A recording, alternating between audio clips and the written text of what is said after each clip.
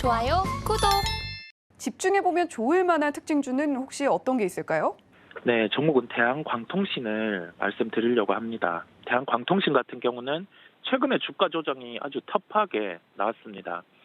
수급을 통해서 한번 살펴보면 우리가 아무리 데이터가 좋고 분기 실적이 호조를 나타낼 가능성이 높음에도 불구하고 좀 기간 같은 경우가 로스컷에 해당될 때 또는 좀 이 물량 같은 경우로 기계적으로 덜어내야 될 때 같은 경우는 가격에 상관없이 좀 종가까지 매도하는 경향이 있다 보니까 최근에 좀 지지를 받을 자리 61선이라든지 121선 이러한 구간을 깨는 흐름이 주가로는 나타났어요. 그런데 주말간에 데이터 같은 경우가 수출입 데이터가 이제 발표가 되는 시기다 보니까 광섬유의 수출 부분의 데이터 같은 경우가 파원을 하고 실제 작년에 그 수치보다 한 20% 이상 이 정도 더 올라간 모습이 나타나다 보니까 주가는 그 데이터를 중심으로 반등이 나타나는 모습이었습니다.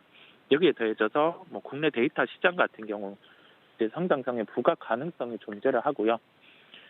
글로벌 단으로 봤을 때 우리가 작년에 변압기 같은 경우, 그 다음에 건설기계 같은 경우 수요를 기반으로 하는 그러한 해외 중심의 수요가 많이 발생을 할 때는 우선적으로 지표는 수주 잔고를 통해서 변압기는 알 수가 있었어요.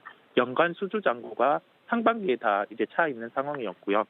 광섬유 같은 경우도 지금 수주 잔고 같은 경우를 대입을 해봤을 때 우선은 한 분기 정도의 수주가 더 앞서 있는 것으로 보입니다. 그러면 여기에서는 당연히 4분기, 1분기 실적 같은 경우는 연속해서 좋을 가능성이 존재를 한다는 점이겠고요. 이런 점을 종합을 해봤을 때 이제 수급 같은 경우에 터프한 수급을 뒤로하고 이제는 반등의 가능성이 나타날 구간까지 왔기에 말씀을 드리게 되었습니다. 가격 접근은 2,810원대 접근 가능하다는 결론입니다. 좋아요, 구독.